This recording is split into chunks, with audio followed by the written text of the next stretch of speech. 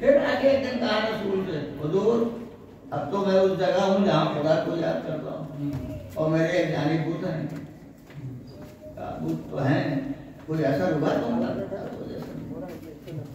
यानी खराब माहौल का असर हर एक पर नहीं होता। ये रोज शिकवा होता है ना, क्या बताएं, हालात खराब, जमाना खराब, लोग खराब हैं, माहौल खराब है, समाज में खराबी। हमें आप अच्छे हैं कि नहीं? अगर आप अच्छे हैं तो खराबी का कोई असर नहीं होगा और न इन खराब लोगों पर आपकी अच्छाई का असर होगा।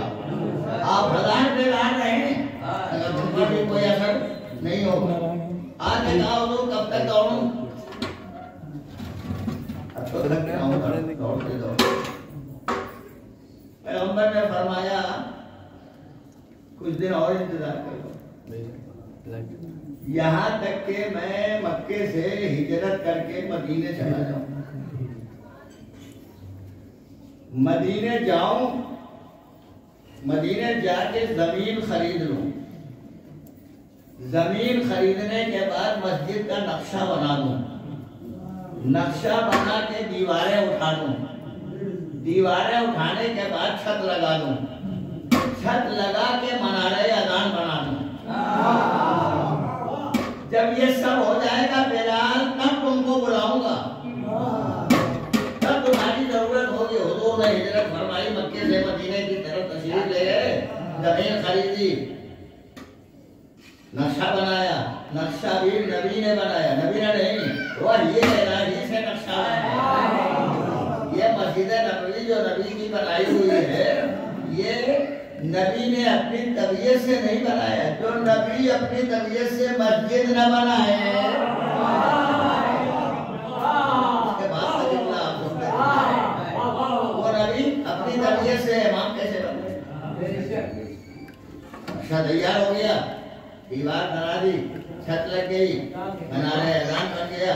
इसी दरमियान में बिलाल भी मक्के से हिजरत करके मदीने पहुंच गए।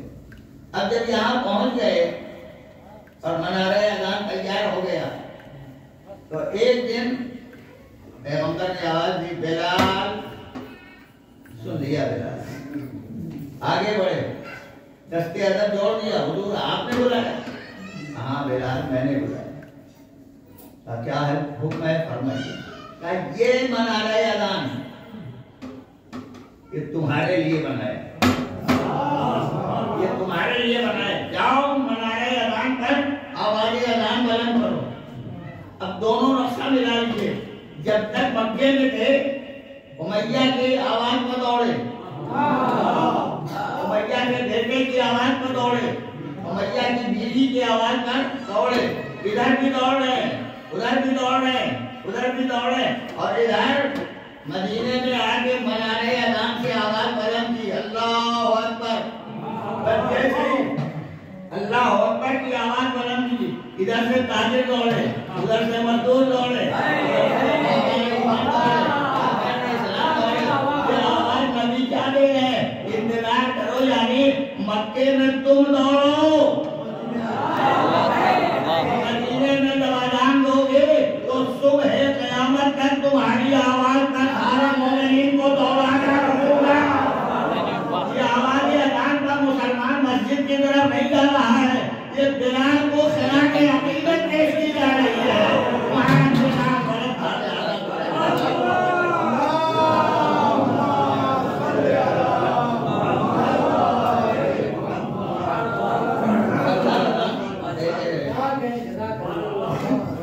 अज़ान देते रहे जब तक बिलाल गुलाम थे। मदीने पहुंचे तो आज़ाद है, तो गुलाम नहीं है,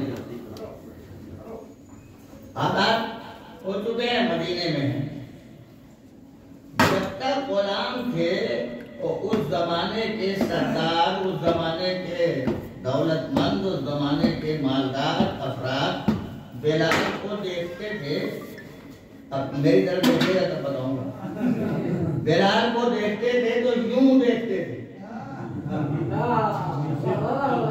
यूं देखते थे। क्यों? इसलिए कि कमजोर है ना, इसलिए कि गुलाम है ना, तो गुलाम यूं देखा जाता है। अल्लाह नबी ने कितना ऊंचा कर दिया, कितना बुलंद कर दिया। अब जब देखेंगे मुसलमान तो कैसे यूं नहीं देखेंगे, अब यूं देखेंगे। जब यूं देखेंगे तो सरदारों की पगड़ियां गिर जाएंगी। सारी सरदारी का कितना ऊंचा कर दिया। अब एक बात हिंदुस्तान के हालात की समझ लीजिए। ये हिंदुस्तान जब आजाद हो गया तो आजादी के बाद कुछ दिनों के बाद एक कानून बना, नीची जात वालों को, schedule caste, schedule tribe, backward, ये जितने भी हैं इनको ऊंचा कर दिया जाए। तब से आजादी के बाद से लेके आज तक ये कानून है, जिसको रिजर्वेशन कहा जाता है, आरक्षण जिसे कहते हैं। ये रिजर्वेशन काहे के लिए? ये बेचारे पस्त हैं, इनको ऊंचा कर दिया जाए। ये पस्त हैं, इन्हें ऊंचा कर दिया जाए। ये पस्त हैं, इन्हें ऊंचा कर दिया जाए। तो रिजर्वेशन तालीम में भी हो गया, रिजर्वेशन नौकरी में भी हो गया, रिजर्वेशन और सारे शोबों में हो गया। ऊंचे हुए कि नहीं? यही तो मेरा इख्तिलाफ है। अगर हो गए ऊंचे तो डिपार्टमेंट बंद कर दो। अगर सब ऊंचे हो गए, जितने first schedule caste, schedule tribe, backward, ये ऊंचे हो गए तो रिजर्वेशन का डिपार्टमेंट बंद कर दो। बंद हुआ? आज तक है। इसका मतलब ये है कि जितना चाहते थे ऊंचा नहीं कर सके, और तुम ऊंचा कर भी नहीं सकते, इसलिए कि तुम्हारे दिलों में गलत जज्बात पाए जाते हैं, तो तुम ऊंचा नहीं कर सकते हो। अगर आओ ऊंचा करते हुए देखना है तो आओ मेरे नबी की बारगाह में। इस्लाम ऊंचा करता है, दीन ऊंचा करता है, शरीयत ऊंचा करती है। इतना ऊंचा कर लो कि तुम्हारी निगाहें भी ऊंची हो जाएं। तो उस बुलंदी पर बिलाल नजर आए और देख रहे हैं बराबर। बिलाल रात नक्शा मैंने कहा नहीं बयान करता हूँ, मगर लोग नीचा समझते हैं। और अरब के वो लोग जो हमारे यहाँ तो लोग इधर लगाते हैं तो जरा सा लेके मल देते हैं, जरा खुशबू आने लगेगी, कपड़ा खुशबूदार हो जाएगा, जिसम खुशबूदार हो जाएगा। अरब के लोग खुशबू मलते नहीं थे। जन्नतुल फिरदौस के हौज में गोता लगा के आते थे, और उस हौज में जब गोता लगा के निकलते थे तो जिस्म का कोई हिस्सा, कपड़े का कोई हिस्सा ऐसा नहीं होता था जो महकता ना हो, खुशबू न देता हो। मगर एक लफ्ज़ सुन लीजिए, जब बिलाल आते थे,